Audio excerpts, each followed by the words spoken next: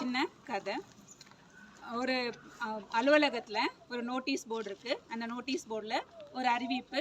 அதில் என்ன எழுதியிருக்காங்க அப்படின்னா, உங்களுடைய வளர்ச்சிக்கு தடையாக இருந்தவர் பக்கத்து பில்டிங்கில் இருக்கார், உங்களுக்கு யாருக்காவது போய் பார்க்கணுன்னு விருப்பம் இருக்கவங்க நீங்கள் போய் பார்க்கலாம் அப்படிங்கிற ஒரு வாசகம் எழுதியிருக்காங்க. இதை படித்த உடனே எல்லாருக்கும் என்ன தோணும்? அவங்கள போய் பார்க்கணுன்னு ஆசை வரும் இல்லையா?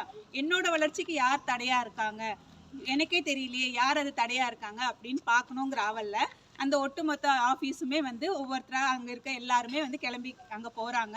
போய் பார்க்கும்போது அங்கே யாரையும் காணோம். மறுபடியும் அங்கே ஒரு அறிவிப்பு இருக்குது. அதில் என்னென்னா, அங்கே போங்க, அங்கே ஒரு பெட்டி இருக்குது, அந்த பெட்டிக்குள்ளே தான் அவர் ஒளிஞ்சிட்ருக்காரு, நீங்கள் எல்லாரும் போய் பாருங்கள் அப்படின்னு சொல்லி இருக்குது. எல்லாரும் ஆவலோடு அதுக்குள்ளே யார் இருக்கான்னு பார்க்கறதுக்காக வேகமாக போய் அந்த பெட்டியை எட்டி பார்க்குறாங்க. எட்டி பார்க்கும்போது பார்த்தா அதில் ஒரு முகம் பார்க்குற கண்ணாடி இருந்துச்சு. என்ன இருந்தது? முகம் பார்க்குற கண்ணாடி இருந்தது. அந்த கண்ணாடியில் யாரோட முகம் தெரியும்?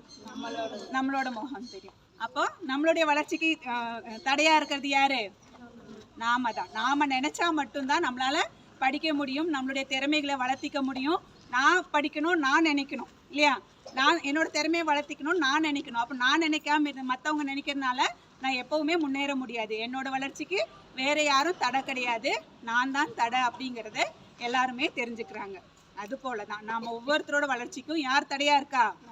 நம்ம தான் தடையாக இருக்கோம். படிக்கிற நேரத்துலலாம் ஃபோன் பார்க்க வேண்டியது, எக்ஸாம் அன்னைக்கு காலையில் எழுந்திரிச்சு உட்காந்து தலையில் கொட்டி கொட்டி படித்தோன்னா மண்டியிலலாம் ஏறாது. இன்னும் எக்ஸாமுக்கு கொஞ்சம் நாள் தான் இருக்குது. அதனால் தொடர்ந்து முயற்சி பண்ணி படிங்க. உங்கள் வளர்ச்சியோட முன்னேற்றத்துக்கு நீங்கள் தான் காரணம். கண்டிப்பாக எல்லாருமே நல்லா வெற்றி பெறணும்னு என்னோடய வாழ்த்துக்களை சொல்லி விடைபெறுகிறேன். நன்றி, வணக்கம்.